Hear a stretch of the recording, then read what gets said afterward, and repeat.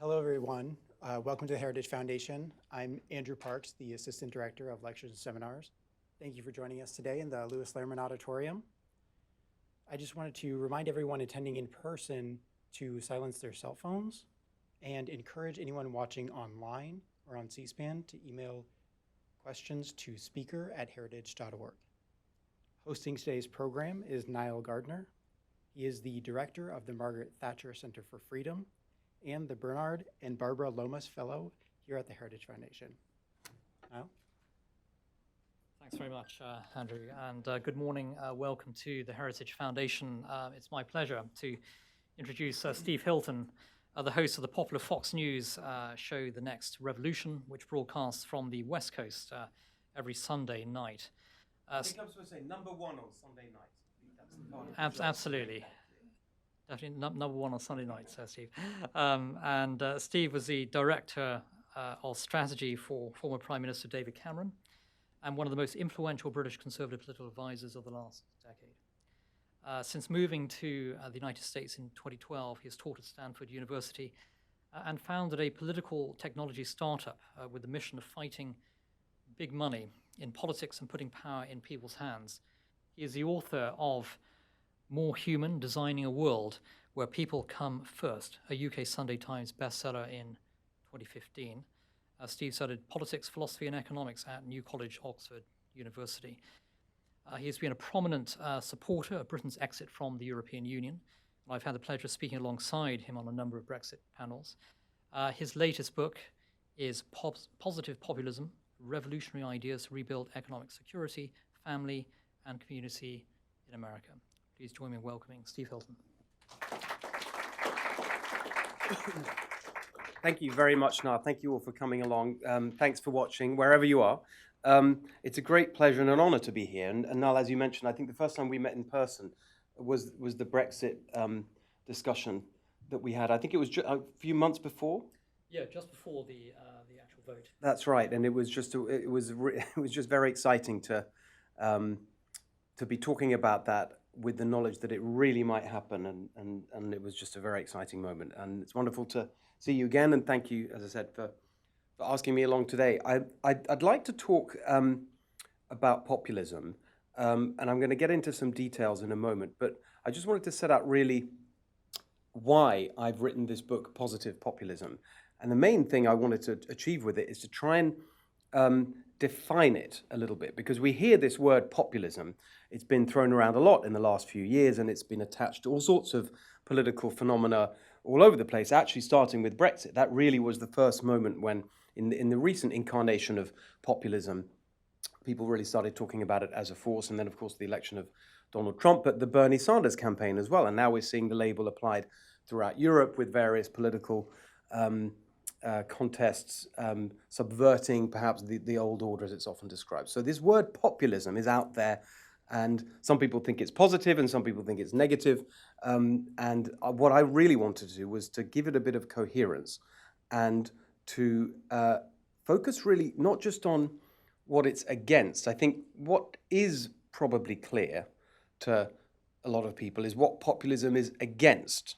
It's against the elites, and it's against open borders immigration, and it's against the trade deals and so on. There's a sort of list of things that people often think populism is against. What I'm trying to do in this book is say, well, what is it for? What is the agenda, the coherent agenda for a positive populism? That's the purpose of the book. The reason I think it is needed, and also the reason why this movement, whether it's splintered in different directions, some on the left, some on the right, whatever, the reason you're seeing this emerge as a really powerful political force, I think is the place I'd like to start. Why are we even talking about populism? Why is there this populist movement? And I think that the simple answer to that, and the argument I make in the book, is that what we've seen for the last, more than the last few years, the last few decades actually, is, and I think the voters are very conscious of this, and it ties directly to the Brexit vote and the Donald Trump success here. It seems to a lot of people that regardless of who's actually been elected, who's won elections. The same people and the same agenda seems to be in power. That's the very strong sense people have. It doesn't matter who you vote for. The rich get richer, we get screwed. Now, that may be a simplistic slogan. That's how a lot of people feel.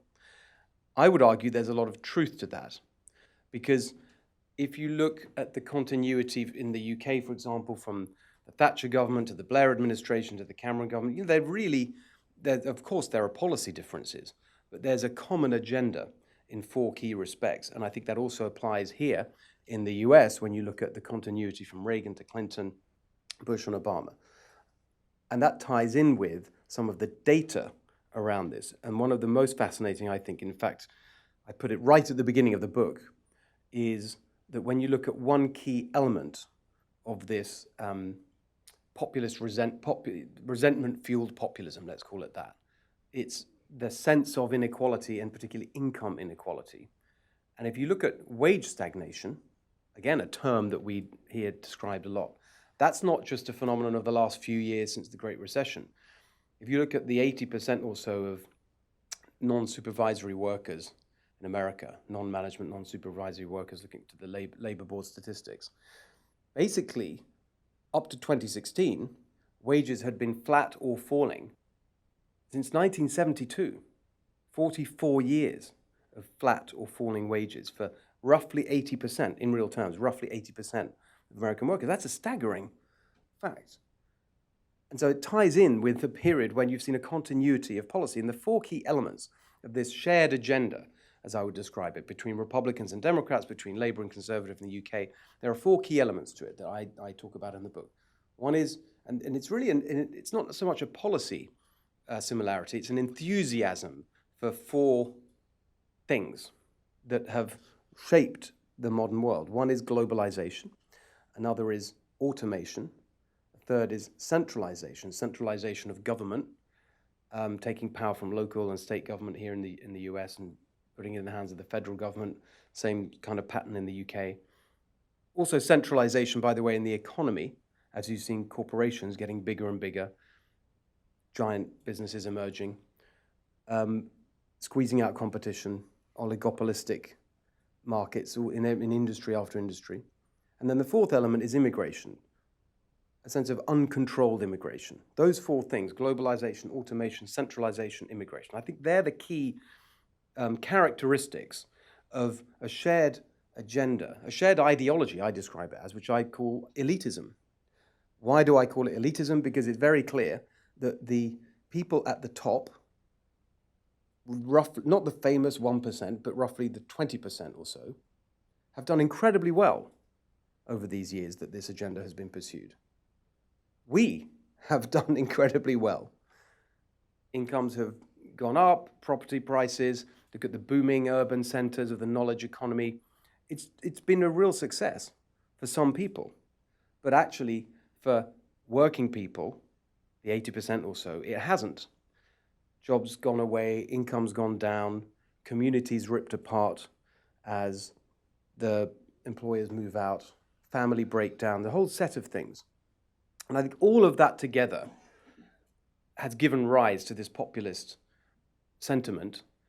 And I've written this book to try and address that sentiment with positive, constructive policy reforms rather than just rage. So that's the background.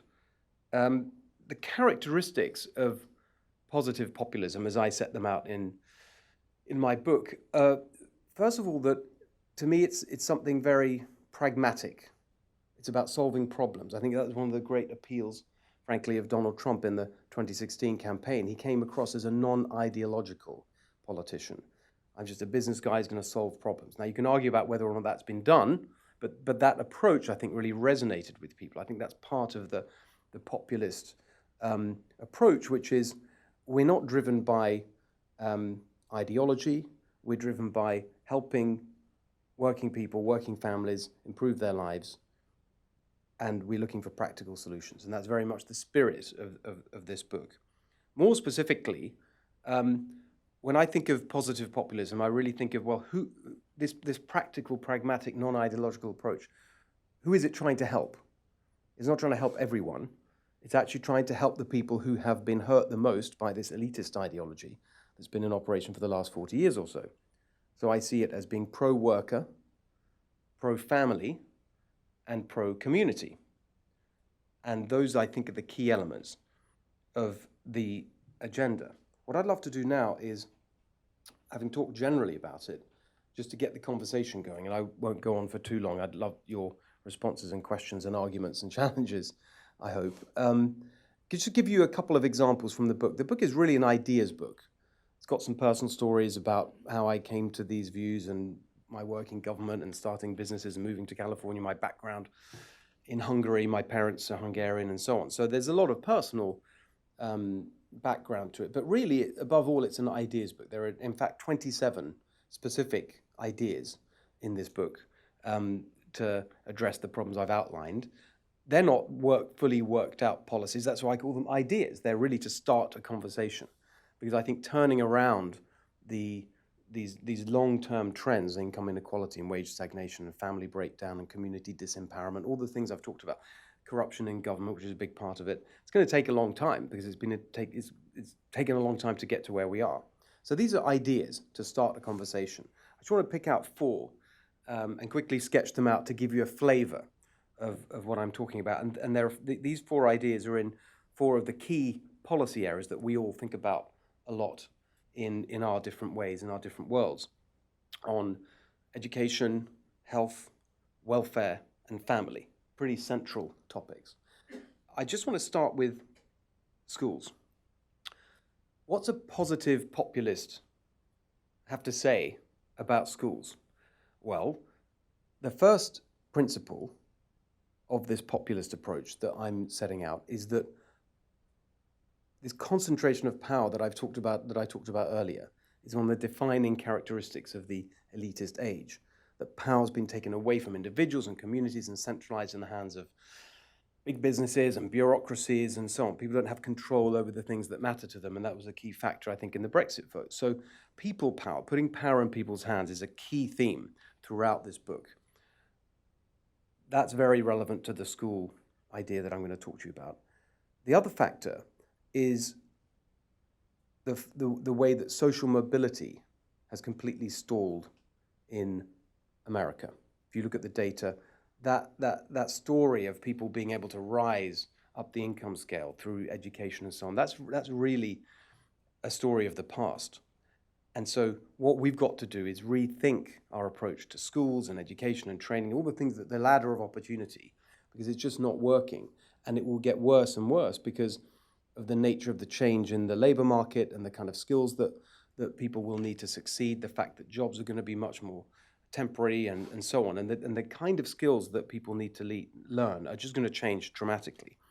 The current school system that we have is simply ill-equipped to do that. Of course, there are many good schools. Every time we talk about radical school reform, and this is a very radical plan I have, you've got to make clear that within the public school system, there are fantastic schools that do a great job. Yes, of course, that's true. But overall, what I describe as the factory school system that we have in operation, which is basically a model invented in 19th century Prussia that was imported here, where you have these big schools and children taught the same thing in years, according to their age and so on, in a very kind of industrialized way. Is just completely hopeless for preparing our children for the future, for the kinds of skills they need, which are much less about acquiring knowledge and much more about character and how they operate and resilience and entrepreneurialism and problem solving and creativity, etc.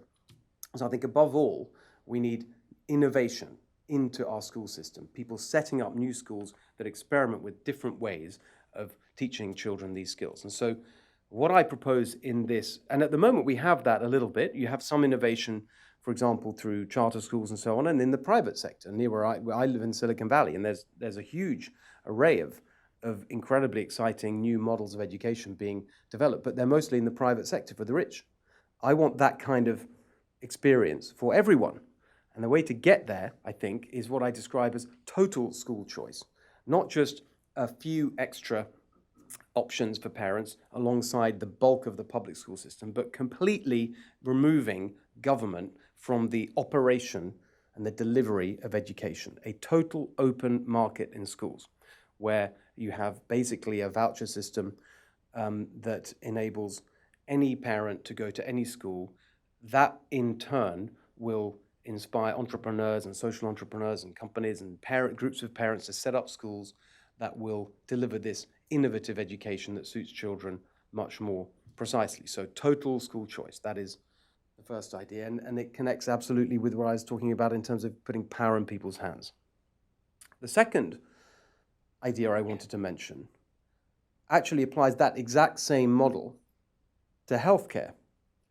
Just the same. You have incredible medical innovation around the corner, could save so much money, telemedicine, all these new developments. And yet we have this kind of factory approach to healthcare. You have these giant hospitals. And worse than that, in the delivery of healthcare, here in America particularly, you're actually moving towards a UK-style national health service in the sense of the consolidation that's happening in the healthcare marketplace, with insurance companies, a tiny number of insurance companies completely dominating, and hospital chains just buying up other hospitals. And we talk about a market for healthcare in America, but there really is getting less and less of a market. And so at the same time, working people, those that we should have in mind when we think about populism, have massive financial insecurity as a result of the way that we approach health insurance.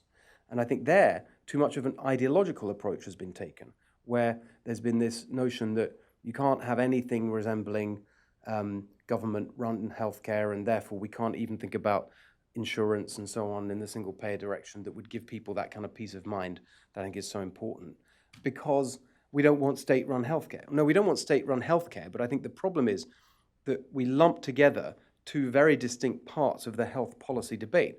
We treat health insurance the same as health care.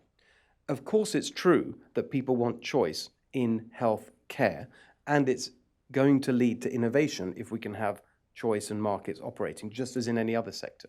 But no one really wants choice in the insurance part of the equation. There, you just want to be covered. You want to know that if you get sick, you're going to be treated. And so what I'm proposing in the book is universal free market healthcare, where, yes, we basically like the school system, where it's taxpayer funded, but there's a total free market choice in terms of the actual delivery.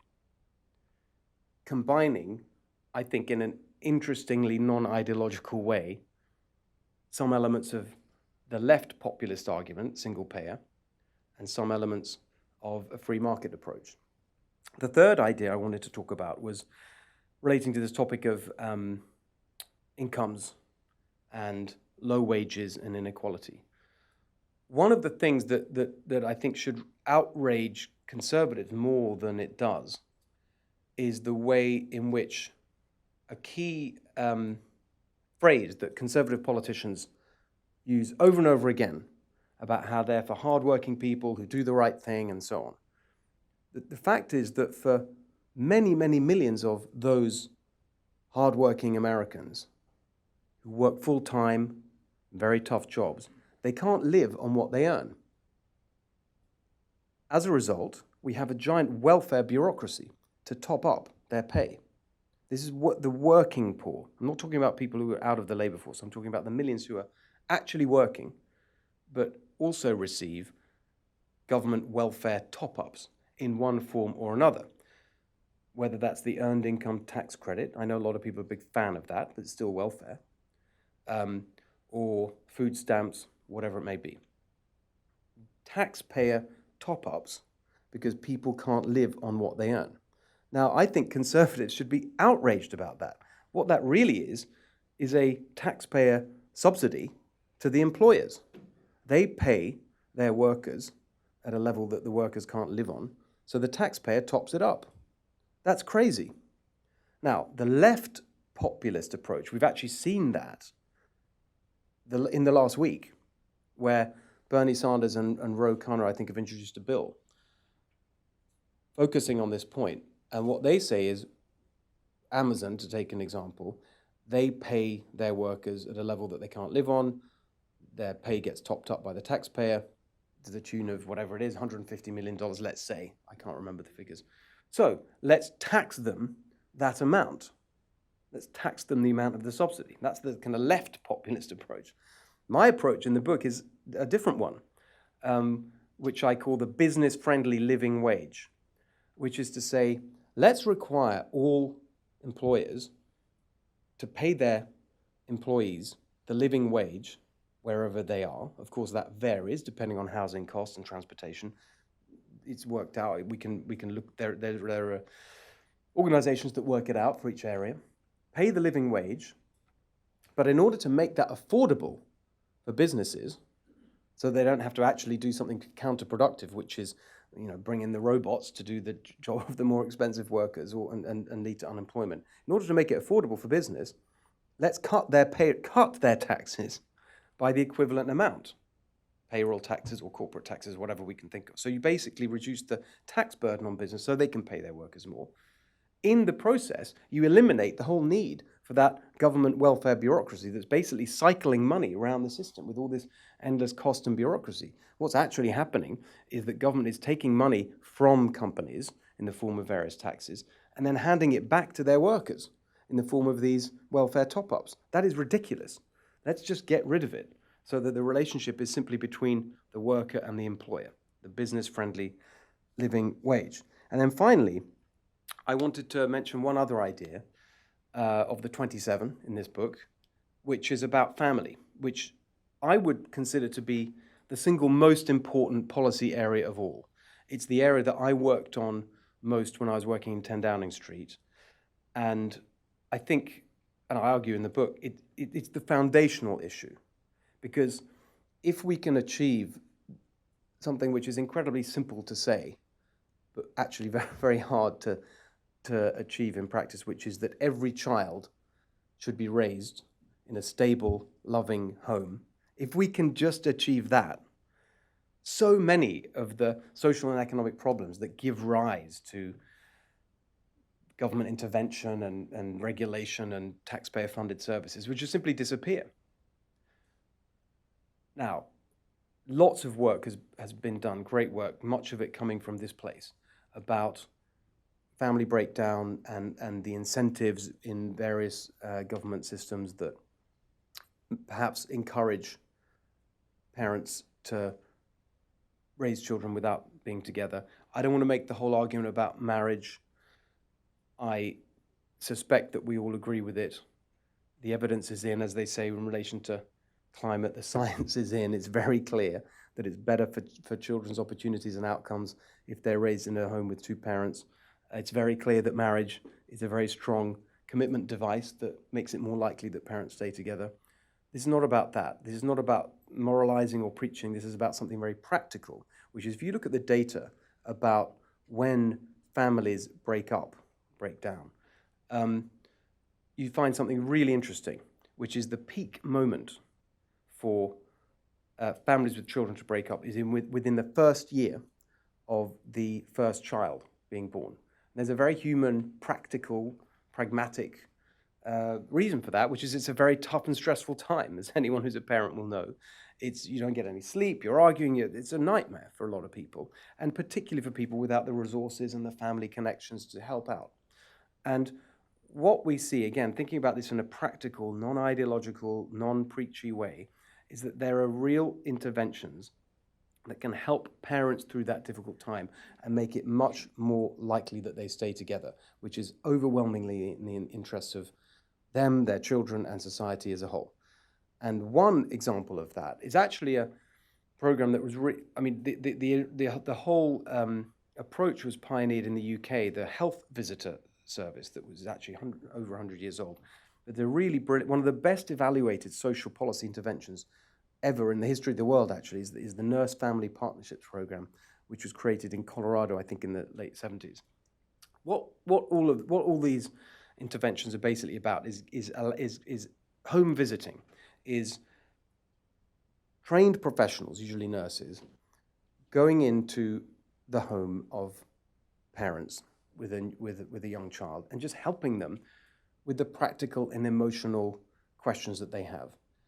And there's so much evidence that this is transformatively different to all the other kinds of interventions there may be there, or other services that parents may want to use, whether that's books or videos or whatever. There's something about that trusted person coming and helping you at this difficult time that makes a huge difference. Now, where these services are currently deployed, they're typically done in a sort of at-risk way. They were part of Obamacare, actually, an enhancement of home visiting services, but for really troubled families, the at-risk, a kind of small proportion of the population. And that's fine, but actually, I think it would be transformative if this could be available to everyone. And that's why in the book, I talk about a universal home visiting service, not necessarily delivered by the state, by government, local organizations, churches, all sorts of institutions.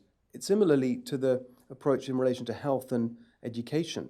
Services can be guaranteed by the state, but delivered by the market in the form of private sector organizations or non-profits or a combination of voluntary organizations. So just because something is universal and guaranteed by the state doesn't mean it has to be delivered by government. And home visiting is one of those things which I think could have a huge positive impact on working people, on families, and on all of these issues, income inequality and so on, that have led to this populist uprising. So that's just a flavor of the book. There's many more ideas. Well, I went through 4, so my math is good enough to say there are 23 others in the book. And if there are any topics that you want to raise that aren't covered by those 4 I've just touched on, happy to do that, and happy to debate the 4 specific ideas. And most of all, would love to work with Heritage on this whole agenda, because I think it's incredibly important, and I think it's the way to really make some of the ideas and values that we all hold relevant and applicable in this new world of real political disruption and rapid change. So thank you very much.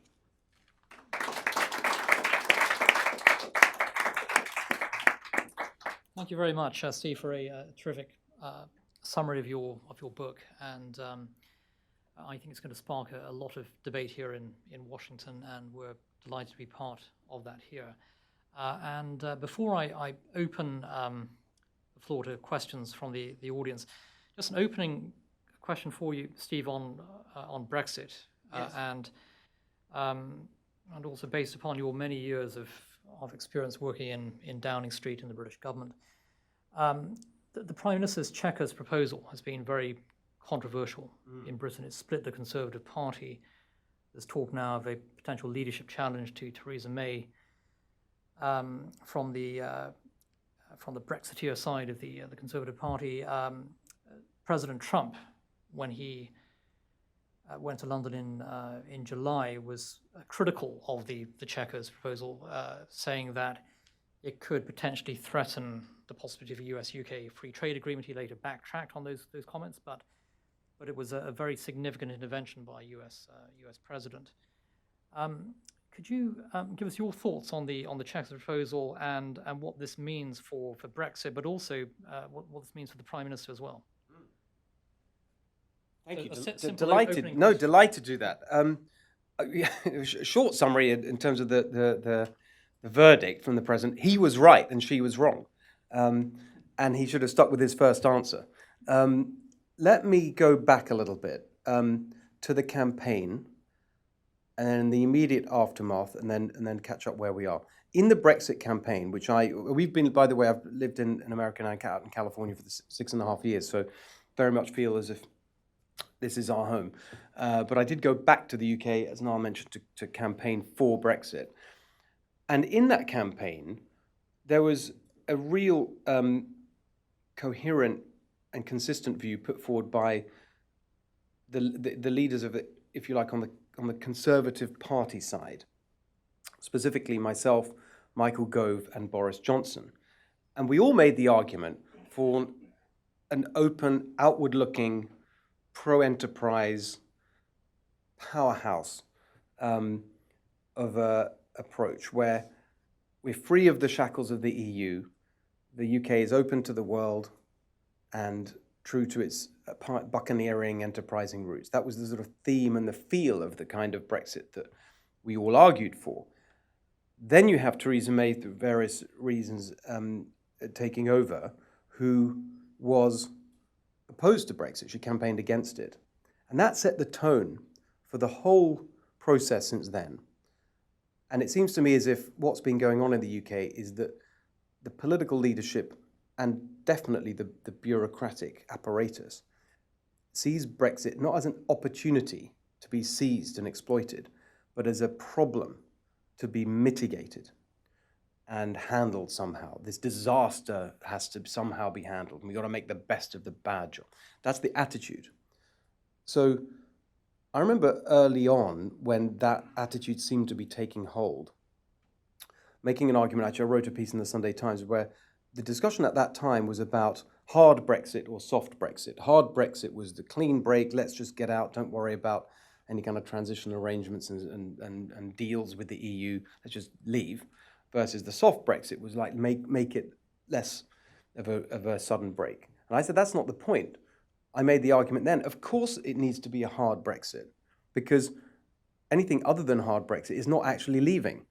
If you're still there, kind of participating in the single market, kind of having a transition and sort of being a member, but not really, and being in some things and out of others, you're kind of in it. You don't have the freedom to take advantage of the opportunities of being outside. So I said, of course it has to be a hard Brexit. The real question is it an open or closed Brexit? Open meaning, let's engage with the world, let's roll out the red carpet for entrepreneurs from around the world that want to start their businesses in the UK. Let's cut corporation tax to 10% or zero and invite every business in the world to set up in the UK. Let's just really make the UK the #1 destination for business investment and entrepreneurship and so on. And that's the argument I made then. Of course, none of that happened. And so we are where we are. And the Chequers deal, I think, is worse than anyone could possibly have imagined in terms of ending up with, I don't know what the adjective would be, but I mean, it's certainly soft and worse in terms of not really leaving. And also worse than that is that during this period, none of the actions have been taken that could have really made a long-term success and sent a signal to the world that this new UK is a fantastic place to do business and so on. There's been no cut in corporation tax, no investment in infrastructure, no effort to really go out into the world and sell the UK. It's just been this constant negativity. And the entire focus, it seems to me, of the British establishment has been on negotiating with the EU, when most of the things that could have made a success of Brexit could have been done regardless of the EU. Second point, of course it's clear that the EU wants to make Brexit as painful as possible for the UK in order to deter other countries from leaving. Their entire incentive is to punish the UK for leaving. So the notion that you can negotiate a deal that's advantageous to the UK, I thought, was always ridiculous. So my argument was always just leave and figure it out. And all these arguments that you hear made about how, well, it'll be chaos and so on, just turn out to be rubbish one after the other. One of my favorites is, I think someone's, a serious person, I think I can't remember if it was actually Tony Blair, I think it might have been, I don't know, a serious political leader talked about planes falling out of the sky. That was the phrase that was used. Because if you leave the EU, then the air traffic control... The next day, Willie Walsh, the head of International Airlines Group now, isn't it, that owns British Airways and I think Iberia, said, it's totally ridiculous. That'll never happen. We'll figure it out as an industry. We don't need the EU. So one after another, these scare stories about the consequences of just leaving are told. And because of the whole nature of the debate, I think, in the UK, of this sort of negativity, people believe them. And they want to believe them because they're in this mindset of this whole thing is a disaster. And so bring us right up to date, I think that it would be in Britain's interest to not have the Chequers deal be the terms on which the UK leaves. And if the Chequers deal, if the only way of achieving that is to have a change of Prime Minister, then I think that is certainly what should happen. I don't know whether it will happen because I'm not connected to the current ins and outs of the British Conservative Party, but I think an open Brexit, clean break but above all, take those policy actions that would make the UK an attractive #1 place in the world for business, cut corporate tax, invest in infrastructure, roll out the red carpet for entrepreneurs, all those things. That's actually more important than anything else. There's no sign of any of that happening right now. I think with the change of leadership, you might get that. Thanks very much, Steve. Very, very well said. And points that we've made here at Heritage on many occasions on the Brexit front, and of course a vitally important issue for U.S. interests as well, and very closely watched here in Washington. I'd now like to invite members of the audience to ask questions, and please do identify yourself and any institutional affiliation that you may have. And so looking for opening question. Yes, so Robin Simcox, who is our Margaret Thatcher Fellow here at Heritage. Thank you. And I was, apologies if this has already been addressed. I was in a little late, but how to explain the popularity of Jeremy Corbyn, and is Jeremy Corbyn a populist? Apologies for another UK-based question, but I think that's absolutely part of the populism story. I think there's two things. There's a substance and policy-based appeal, and then there's if you can believe it, a personality-based appeal. On the substance and policy, I think this is another. I think conservatives need to take this seriously. The economic hardship that working people, I use that term to describe the 80% or so of the population I described earlier, the non-beneficiaries of the elitist agenda of globalization, automation, centralization, and uncontrolled immigration. People who are not working in the knowledge economy in the urban centers. It's really important that we understand the deep pain that's been caused over the years, and the resentment at the evident inequality, the way riches have gone to the beneficiaries. And I think one of the most important concepts here is the economic insecurity, this frightening sense that at any moment it could all come crashing down. One unexpected bill could just derail my whole life. And actually, this is much more true in the US. I literally be living in a car. That's a really remember was it the Federal Reserve? Their study was a couple of years ago that, I don't know, it was a huge proportion of Americans couldn't meet a $400 bill. It's an unexpected expense. That economic insecurity, and of course exacerbated by all those changes, by the automation, the globalization, the way that, temporary work has taken over. I mean, there's a whole sections in my book, the non-compete clauses, which means that incomes have been kept down because nearly 20% of American workers are subject to non-competes. This was designed for the sort of top employees with unique scientific knowledge or whatever. Now they're being applied to people who work in McDonald's. So there's a real unfairness about the experience most people have of the economy. And I think in the UK, and Jeremy Corbyn and the Labour Party really spoke to that.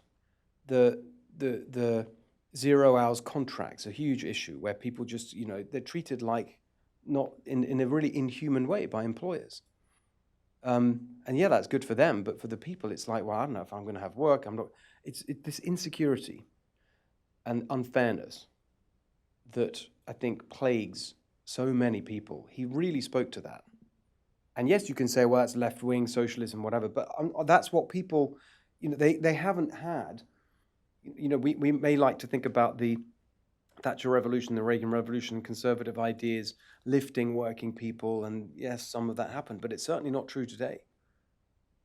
So I think there's a real substantive reason for the appeal of very left-wing messages, to not just a core kind of whatever it is, 30% of voters who may vote Labour, but like right across the board. And then the personality aspect of it, I think, is just the same as, it's a weird comparison to make, as Donald Trump, in the sense of here's someone who's just not like the usual slick politicians.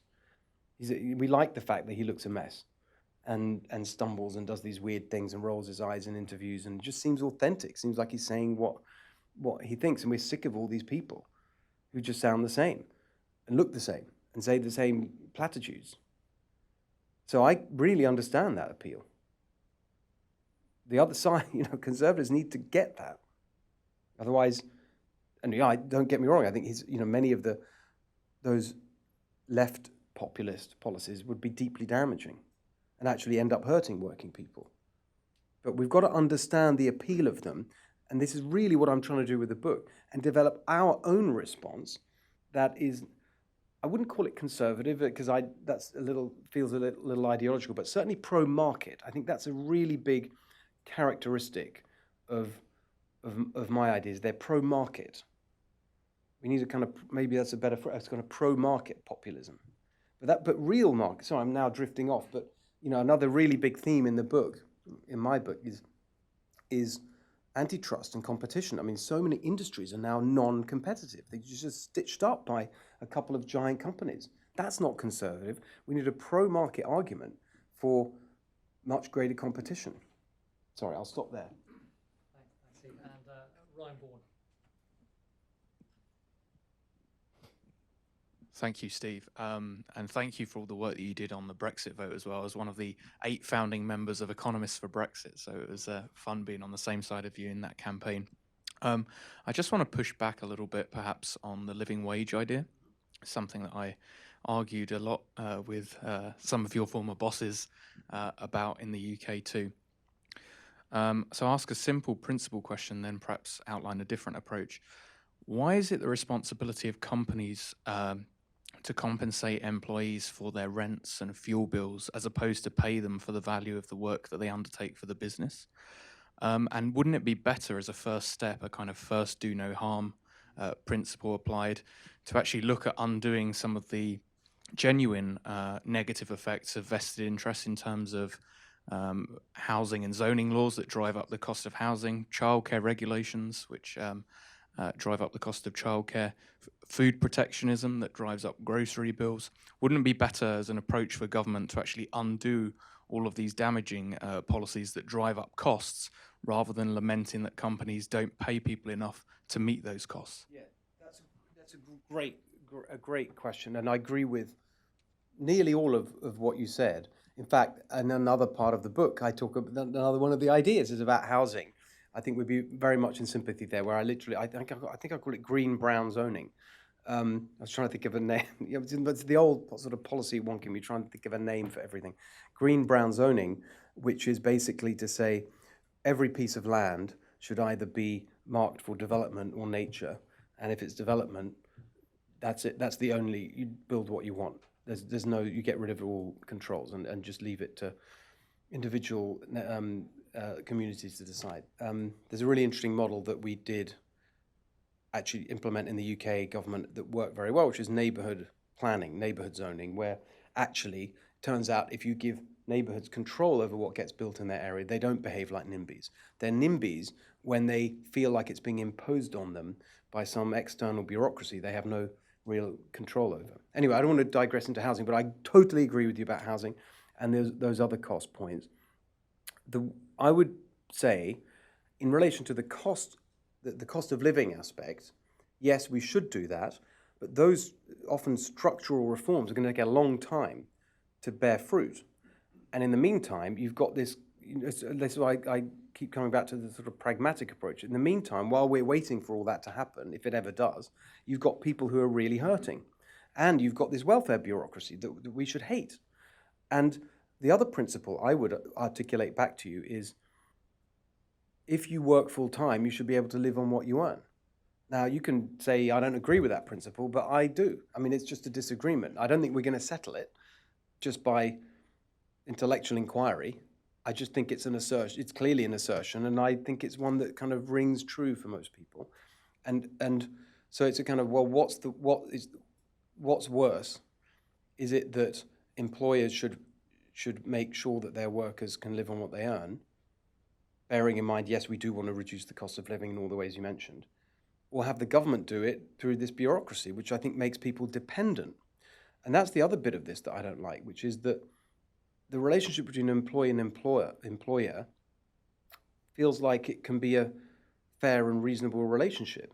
But when you're dependent on the government for your to be able to live, I think that's worse.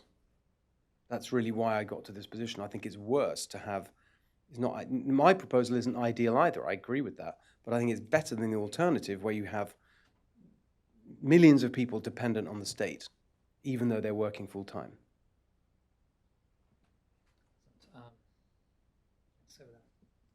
Hey, thank you, Steve. Vijay Menon with the Heritage Foundation. And I do agree that a worker who's working full-time should be able to provide for his or her family. But I would also like to maybe bring up a couple concerns about the living wage idea. One, and how in your mind would that be different from a taxpayer subsidy in the form of like a welfare program? And second, would this be opt-in? Could you envision it being an opt-in for businesses? And if not, are you concerned that this may increase the role of government in a different way? Well, it's different from the government subsidy because the government isn't involved other than requiring it. It's not, you're not getting any money from the government. There's no transaction, whether that's topping up through food stamps or whatever, or earned income tax rate. The government's just not part of it. In terms of I'm sorry, you were talking about the operation of it. Yes, would it be voluntary? Yeah, sorry, so that's great. I think that, again, these are ideas for discussion. I actually float some ways of maybe thinking about the implementation. For example, you may want to exclude younger workers, under 25, or something, just like with the minimum wage. You may want to use it to incentivize other goals. For example, we talk all the time about how marriage is penalized in the welfare system. Well, maybe this is an opportunity to reward marriage in the living wage system, if you like, that you look at it that way because your costs are higher if you've got a family and so on. So you get this if you're married, but maybe that's too bureaucratic. These are just ideas to discuss. I think that in order to be real, it would need to be a mandate, just like the minimum wage is. That's the law. You have to pay the minimum wage. Obviously, this needs to be a decentralized approach because the cost of living varies greatly. And so this would be applied on a even city-by-city basis, not just state by state. But it would be the law. That's my concept of it. Yes, question from our British contingent here. Jamie, over there. Sorry to not diversify the accents enough. I apologise. So I'm Jamie Johnson, Conservatives Abroad here in DC. Steve, thanks very much. You must get this question over dinner and in events like this all the time, but if you got the call from John Kelly, you were asked to perform a similar role to what you performed in Downing Street.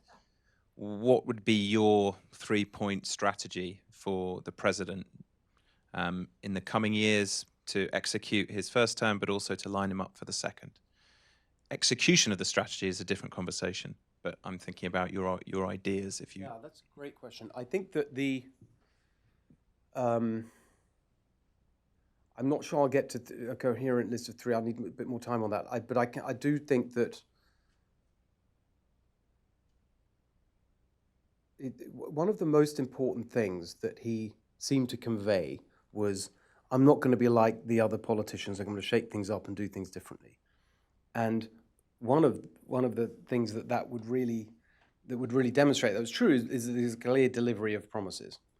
And so I think that actually there's 2 things that are perhaps less structurally important, but really significant in terms of saying, you see, I was different. I did what I said. If you think back to their campaign, the most famous promises, the most simple and famous phrases and promises that resonated, drain the swamp and build the wall, were 2 of them.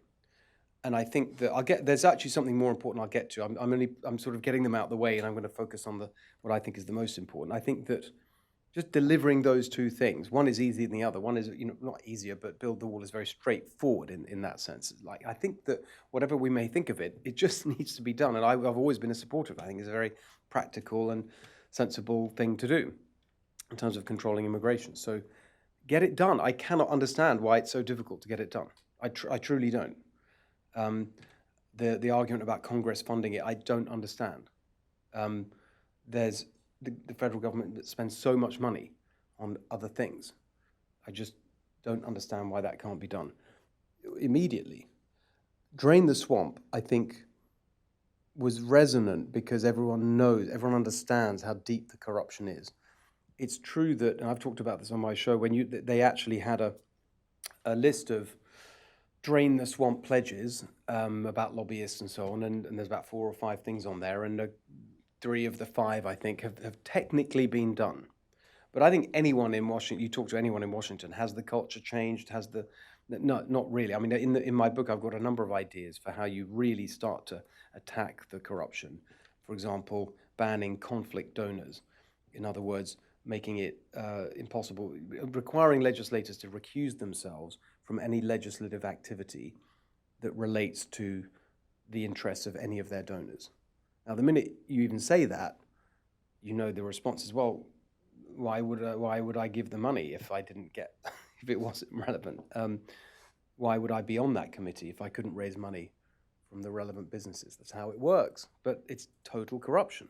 I mean, the Financial Services Committee that regulates Wall Street, the members there are almost entirely funded by Wall Street. It's total corruption. Doing something about that, really getting to the heart of the corruption, would be powerful. But the real one, I think, the big one, is if you think about why he was elected and why he might be re-elected, I think the overwhelming thing was get the economy moving, jobs, American manufacture, that whole story of an economic revival. And I think that you're certainly seeing some of that happen. That's great. More of that, more deregulation. Lower. I was disappointed. I mean, remember President Trump in the campaign, the tax plan. This is one of the first moments I thought, wow, this guy's really serious. We should take this seriously. The second policy document that he published was a tax plan with 15% corporate tax, not the 21. So go for that. The whoosh of business confidence that you get from this. We're seeing it now. But the other element that's missing that we haven't seen, and it's really important because it connects to the issue of incomes and wages and the experience of working Americans, those who put him into office, particularly the blue-collar workers, is infrastructure. And the connection with infrastructure and wages is really important because the reason that we've had this, in parallel with the wage stagnation, you've had a sort of productivity slowdown or stagnation, and economists are scratching their heads about what's going on with productivity.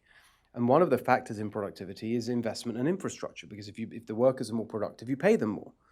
And so the infrastructure promise was not just good in terms of building things right now that create jobs. Actually, really good infrastructure leads to productivity, which can lead to wage rises. You're actually seeing that right now from the private sector, real big increases in business investment since the tax cuts, since the corporate tax cuts, which is, I think, it's already starting to contribute to the wage increases, but the long-term effects will be much more because the business investment leads to the capital expenditure, which leads to greater productivity, which wages. So I think that would be something around the infrastructure story, funded in, I'm not talking about sort of taking on more debt to do it. I think there's interesting ways you can do it through private financing, but getting it done, I think would be, actually I'll probably put that as number 1. Thank you. Excellent question. And we have, let's see, I'm going to take a question over there first, and then Sorry, I'll... can I just make sorry, a yes, really yeah. important point on the infrastructure?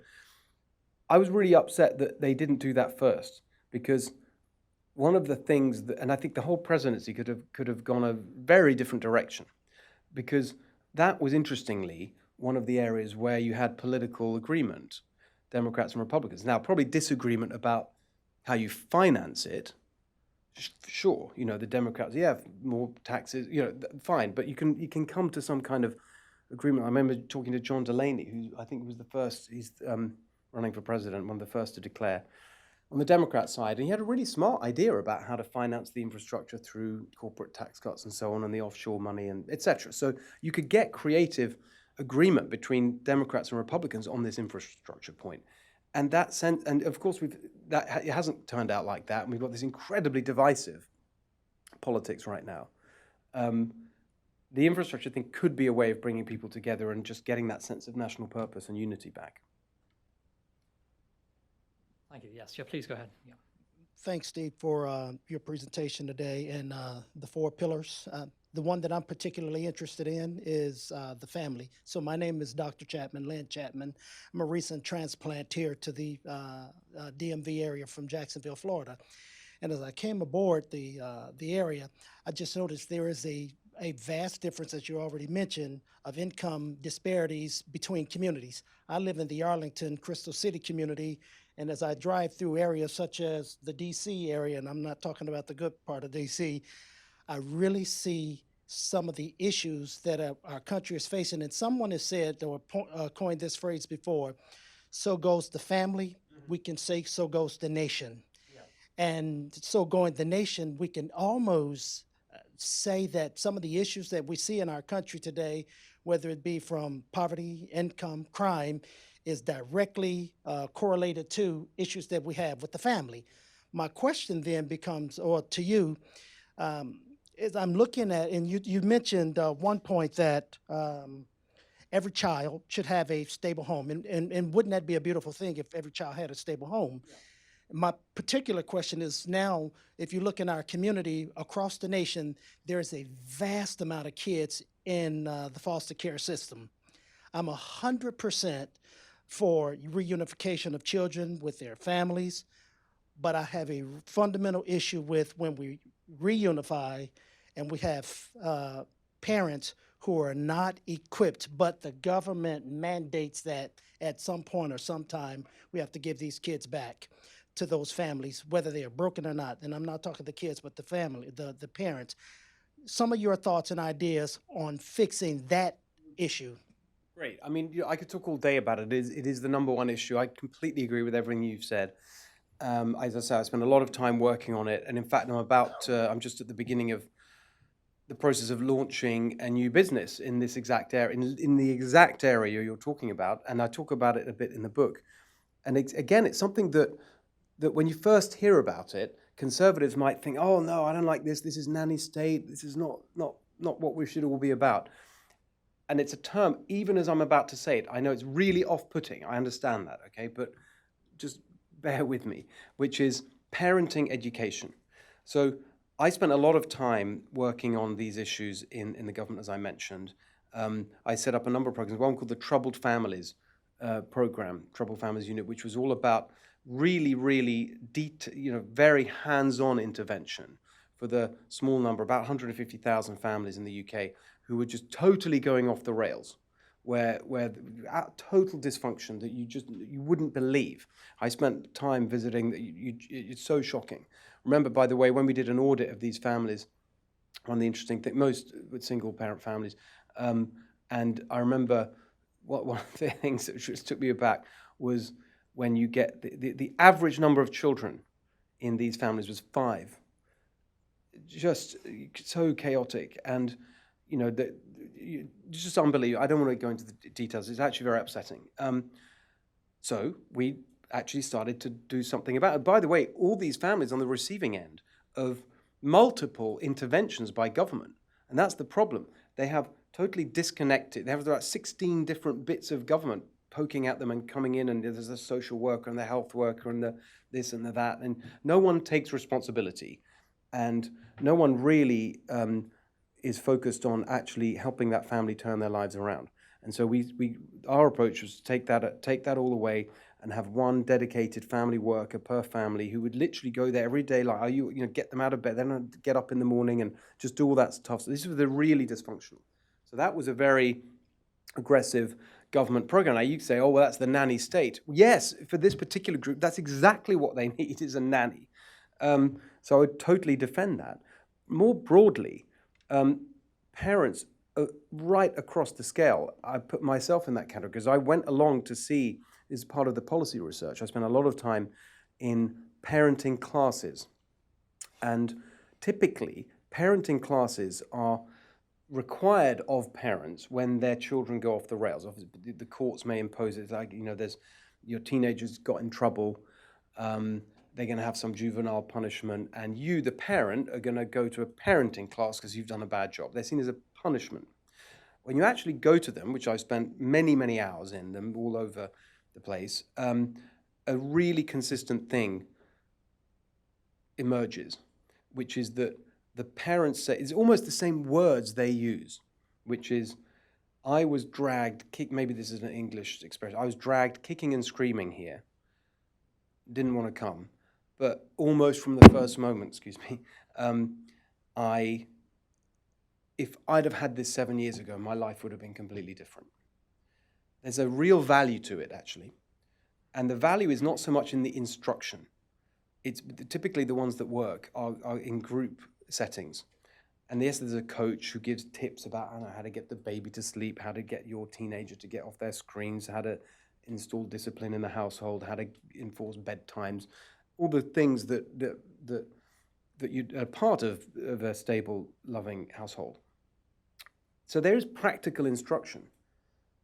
But the real power is in the conversation, is in the parents actually talking and listening to other parents and realizing that the struggles they have are not just their own, that everyone finds this stuff difficult. And it's sort of, it lifts a burden. And they actually talk to each other. It's really interesting. It's kind of therapeutic, very powerful process. And there's evidence now from social science that parenting style is a bigger, like the way you literally do the job of being a parent, is the single biggest determinant of children's life chances, more than the economic status of the family. It's the way the parents parent that makes the difference. We're wrong to think that that is innate, that it can't be taught, that it can't be improved. It can, and I've seen it. And so another idea in the book is to, again, not the government delivering this, faith groups, community groups, non-profits, social enterprises, private sector. I'm literally about to start a private sector business that will do this. Okay, this is not about the government doing it. But our goal as policymakers, this is what I tried to implement in the UK, was to make parenting education, turn it around from being what it is today, which is a minority thing that's seen as somehow negative, a punishment for bad parents, to make it something that is a positive thing for all parents, an aspirational thing. And so we started a parenting voucher program in the UK. I mean, it was a pilot, and then we moved to the States before it really kind of took off. But that, I think, is the genuine answer. Again, you know, I put it in a book about populism because in the end, this is about helping working people and working families, and it's very pragmatic. It's not ideological. It's just, how do we help? What's an answer that works? Parenting education really works, and it's something that I would like to see spread much more widely than it is at the moment, and turn from a negative to a positive. So I don't know if that helps. Okay. Thank you. And probably we have time for just one more question. I'm going to call on Ambassador Terry Miller, who heads our Center for International Trade and Economics here at Heritage. Thank you very much for your presentation, and I really want to applaud your focus on the family and on education, because I think that in fact it is pathologies in those two areas that underpin almost all of the problems that we face as a society. But I want to push back on the idea about a living wage, or this economic idea, because I don't really think that holds up contact with reality in the world. Because you yourself talked about how wages increase with productivity, but your proposal, in fact, would disconnect productivity and wage rates at the lower end of the scale, because you would wind up paying everyone up to a certain level the same wage rate, essentially. And the problem we have in our society is going back to family and education, that you have a large number of potential workers who are coming out of the school system. They can't do basic mathematics. They're, in some cases, practically illiterate, certainly in standard English. And yet you would say that any business that hires those people is required to pay them whatever the living wage is. And by the estimates I've seen, it's significantly higher than today's minimum wages, or even higher than the proposed $15 minimum wage that's so popular in the United States right now. So you're compressing the wage rates at the bottom of the scale. You're forcing businesses to hire people that don't have the basic skills to be productive in any way whatsoever. It sounds very appealing to say that anybody that works full time should earn a living wage, but I would say, working at what? I'd love to be a poet and spend 40 hours a week writing poetry. Does somebody owe me a living wage if I choose to do that, or do we take away the choice from people to work at whatever endeavor they I'm choose? so excited about your question. So let me respond to the poet point. Let's start with that. No, it wouldn't apply, because unless you wouldn't be employed as an artist. And by the way, I tell you what's coming your way if we don't have a really constructive alternative answer is much worse. I mean, I can see you all, suspicious of this idea, the business-friendly living age, fine. But what's the alternative that's coming down the track is the universal basic income, which totally, never mind detaching wages from productivity, that detaches wages from work. At least my one is connected to work. That is seriously, I mean, look, it's happening, the universal basic income. It actually is being implemented as we speak in California and other parts of the country. I totally disagree with it, precisely for the reason that it detaches work from pay. My idea is not it's not a universal income, and it's a floor. It's not a, so the productivity point is well taken, but it's a floor. It's not going to be for everyone, and you'll still be able to have those pay differentials based on performance and productivity. I think that the very good point you made about the skills and contribution to the workforce of the young people moving in who don't have the skills you describe. I think that's right, and therefore I would be, as I think I mentioned earlier, open to saying, well, this is just for over 25s or over 30s, or people who are married or have children.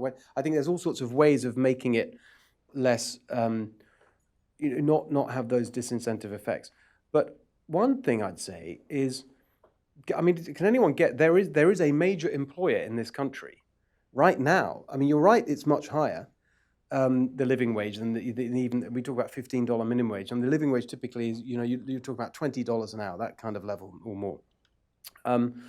There is a really big employer in America who pays, as a matter of policy, as a matter of business practice, that they believe for social reasons, that pays a living wage to all its workers. Do people know who that is? No, well, maybe. There's one I know, and no, and private sector employer, and it may surprise you. Isn't it McDonald's? No, definitely not McDonald's. It's Costco. Right, their whole business is a cheap and margins matter hugely, and it's retail and so on, and they're under threat from Amazon and whatever. They pay a living wage as a matter of policy, way higher than any other employer, and they have a stable workforce and loyal employees and all the rest of it. So it's not impossible to make it work. I definitely agree that it's not ideal, and I absolutely take seriously all the objections that we've heard, but it's not, this idea is not in isolation. There are alternatives. There's what's happening right now, which is this welfare dependency, which I hate, and the bureaucracy associated with that. And there's what could be coming from the other side, which is universal basic income, which I also hate. So, I'm just trying to be practical. Well, it's been a tremendous discussion, ranging from poetry to draining the swamp to Jeremy Corbyn and Brexit. And I'd like to thank Steve Hilton for a wonderful discussion today. And I'm sure we will continue to discuss your ideas for for months, years to come. Hopefully, you'll come back to Heritage again in the very near future. And also like to thank everybody for joining us today, and thank you as well to all our viewers on C-SPAN today. And we look forward to hosting you all again at Heritage in the very near future. Thank you very much. Thank you.